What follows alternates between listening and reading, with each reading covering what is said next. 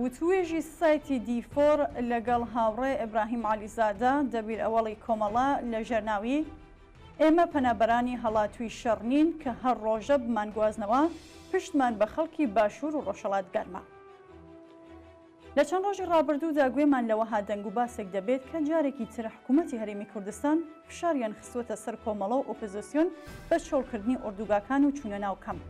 ئەم هەواڵانە تا چەند ڕاستە و وەڵامی ئێوە چییە و چۆنە؟ ڕێگە چارەیە مقنێع و باش بۆ ئەم قەیرانە چییە؟ ماوەی زیاتر لە ساڵێکە ڕێکەوتنێکی ئەمنی لە نێوان حکوومەتی عێراق و کۆماری ئیسلامی ئێران واژۆکراوە، ئەرکی جێبەجێکردنی ئەو ڕێکەوتنەش بە حکوومەتی هەرێمی کوردستان سپێردراوە.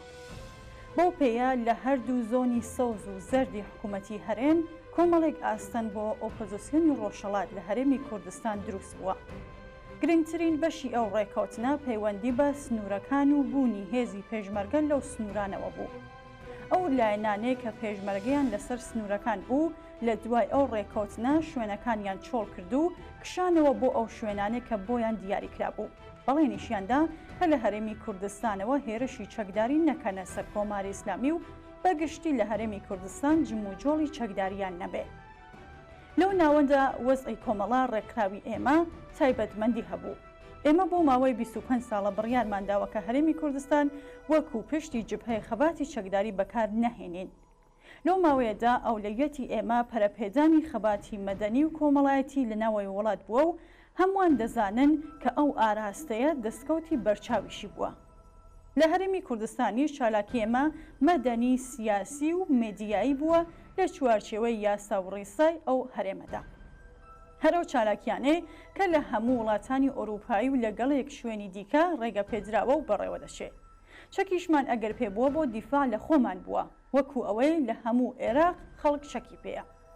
ئەوەی کە ئێستا ئێران زەختی خستووەتە سەر حکوومەتی هەرێم کە بنەماڵە و هەڵسوڕەوانی ڕیزەکانی ئێمە بگوازنەوە بۆ کەمپی پەنابەران لە ڕاستیدا شەڕێکی نەفسیە لە دژی نەک ئێمە لێرە لە هەرێم، بەڵکو لە دژی جەماوەری خەڵکی ڕۆژهەڵات لە ناوەی وڵات. ئەگینە تا ئێستاش چەند جار بەرپرسانی باڵای عێراق ڕایان گەیاندووە کە بڕگە سەرەکیەکانی ڕێکەوتنەکە جێبەجێکراوە و ڕەزامەندیان لەو بابەتە دەربڕیوە.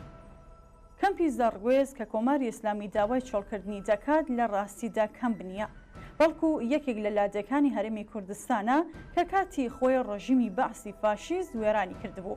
ئێمە 35 ساڵەوە پێش لێ نیشەجێ بووین و بەشان و بازووی خۆمان ئاوەدانمان کردەوە و سەر لە نوێ کردمانەوە بە زەڕگوێزەکەی جاران. لەگەڵ خەڵک دۆروبەر پەیوەندی بنەماڵەیەمان پێکەنەوە. ژمارەیەک لە گیانبەختکردوانمان لە ئارامستانی ئەوێ ئەسپەر دەکراون. بەردەوام خانەوادەکانیان دێن بۆ سەر گۆڵکوێ ڕۆڵەکانیان لەو شوێنە.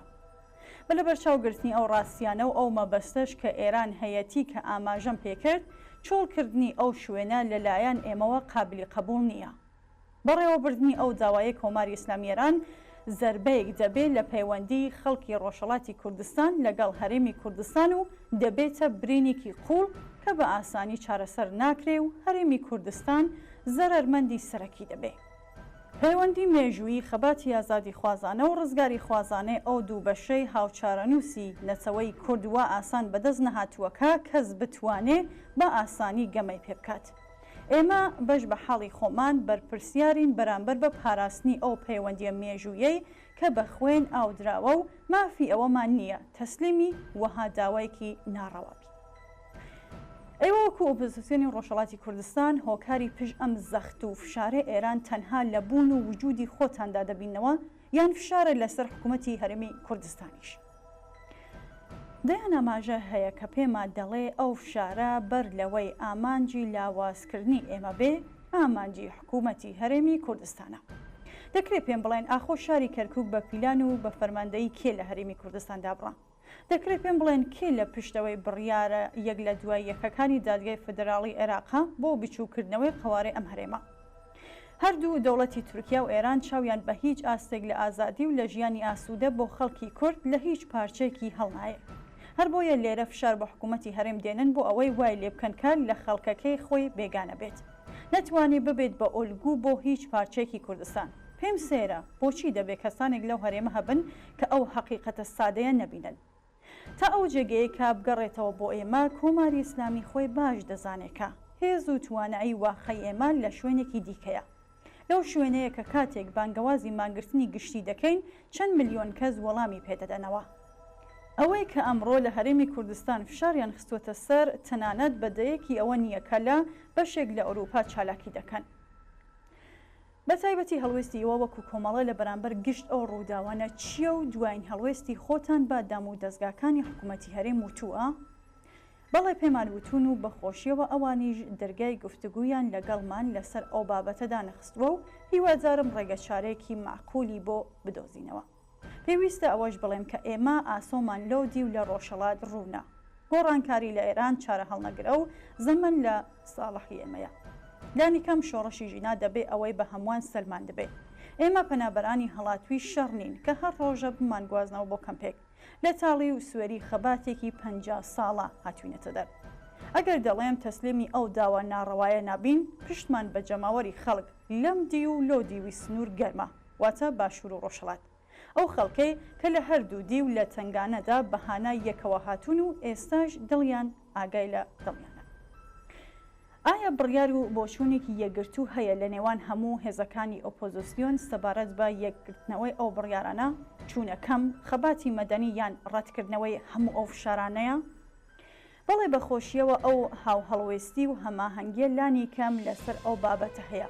چەندین کۆبوونەوەمان کردووە و نەخشە ڕێگای هاوبەشمان داڕشتووە و نەتەوە یەکگرتوەکانمان لێ ئاگادار کردووەتەوە و یادەشتی هاوبەشمان پێداون.